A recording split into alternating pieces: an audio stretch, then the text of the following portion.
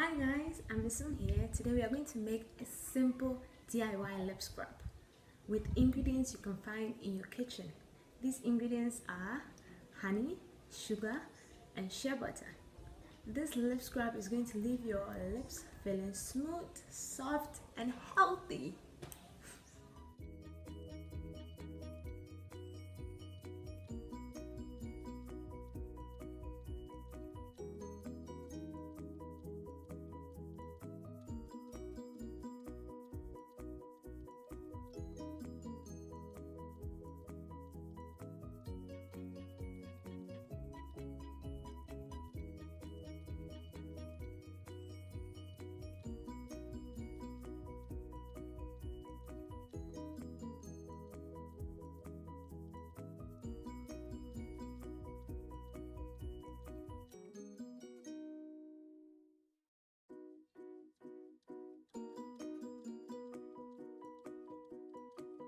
Alright guys, thanks for watching. I hope you guys try this easy lip scrub recipe.